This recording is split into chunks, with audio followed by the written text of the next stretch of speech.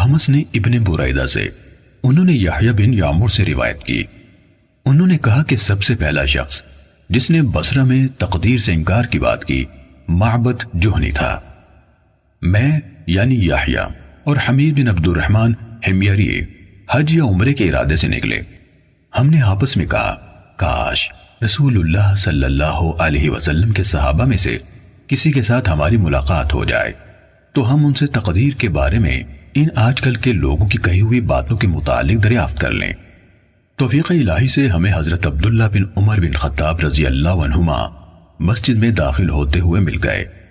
میں اور میرے ساتھی نے ان کو درمیان میں لے لیا، ایک ان کی دائیں طرف تھا اور دوسرا ان کی بائیں طرف۔ مجھے اندازہ تھا کہ میرا ساتھی گفتگو کا معاملہ میرے سپرد کرے گا، چنانچہ میں نے عرض کی، اے ابو عبد الرحمن، یہ عبداللہ بن عمر رضی اللہ عنہما کی کنیت ہے۔ واقع یہ ہے کہ ہماری طرف کچھ ایسے لوگ ظاہر ہوئے جو قرآن مجید پڑھتے ہیں اور علم حاصل کرتے ہیں، اور ان کے حالات بیان کیے۔ ان لوگوں کا خیال ہے کہ تقدیر کچھ نہیں، یعنی ہر کام نئے سرے سے ہو رہا ہے، یعنی پہلے سے اس بارے میں نہ کچھ طے ہے نہ اللہ کو اس کا علم ہے۔ ابن عمر رضی اللہ عنہما نے فرمایا، جب تمہاری ان لوگوں سے ملاقات ہو تو انہیں بتا دینا کہ میں ان سے بری ہوں اور وہ مجھ سے بری ہیں۔ اس ذات کی قسم جس کے نام کے ساتھ عبداللہ بن عمر حلف اٹھاتا ہے، اگر ان میں سے کسی کے پاس احد پہاڑ کے برابر سونا ہو اور وہ اسے خرچ بھی کر دے تو اللہ تعالیٰ اس کی طرف سے اس کو قبول نہیں فرمائے گا یہاں تک کہ وہ تقدیر پر ایمان لے آئے۔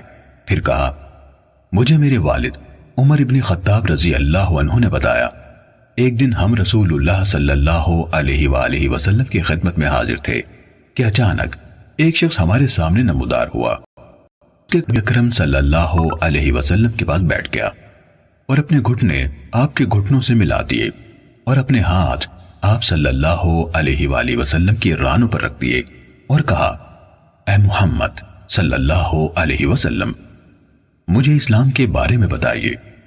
رسول اللہ صلی اللہ علیہ وسلم نے فرمایا، اسلام یہ ہے کہ تم اس بات کی گواہی دو کہ اللہ تعالیٰ کے سوا کوئی عبادت کے لائق نہیں اور محمد صلی اللہ علیہ وسلم اس کے رسول ہیں۔ نماز کا اہتمام کرو، زکوٰۃ ادا کرو، رمضان کے روزے رکھو، اور اگر اللہ کے گھر تک راستہ طے کرنے کی استطاعت ہو تو اس کا حج کرو۔ اس نے کہا، آپ نے سچ فرمایا۔ حضرت عمر رضی اللہ عنہ نے کہا، ہمیں اس پر تعجب ہوا کہ آپ سے پوچھتا ہے اور خود ہی آپ کی تصدیق کرتا ہے۔ اس نے کہا، مجھے ایمان کے بارے میں بتائیے۔ آپ نے فرمایا، یہ کہ تم اللہ تعالیٰ، اس کے فرشتوں، اس کی کتابوں، اس کے رسولوں اور آخری دن یعنی یوم قیامت پر ایمان رکھو اور اچھی اور بری تقدیر پر بھی ایمان لاؤ۔ اس نے کہا، آپ نے درست فرمایا۔ پھر اس نے کہا، مجھے احسان کے بارے میں بتائیے۔ آپ نے فرمایا، یہ کہ تم اللہ تعالیٰ کی عبادت اس طرح کرو گویا تم اسے دیکھ رہے ہو، اور اگر تم اسے نہیں دیکھ رہے تو وہ تمہیں دیکھ رہا ہے۔ اس نے کہا، تو مجھے قیامت کے بارے میں بتائیے۔ آپ نے فرمایا، جس سے اس قیامت کے بارے میں سوال کیا جا رہا ہے وہ پوچھنے والے سے زیادہ نہیں جانتا۔ اس نے کہا، تو مجھے اس کی علامات بتا دیجئے۔ آپ نے فرمایا، علامات یہ ہیں کہ لونڈی اپنی مالکہ کو جنم دے، اور یہ کہ تم ننگے پاؤں، ننگے بدن، محتاج، بکریاں چرانے والوں کو دیکھو کہ وہ اونچی سے اونچی عمارتیں بنانے میں ایک دوسرے کے ساتھ مقابلہ کر رہے ہیں۔ حضرت عمر رضی اللہ عنہ نے کہا، پھر وہ سائل چلا گیا۔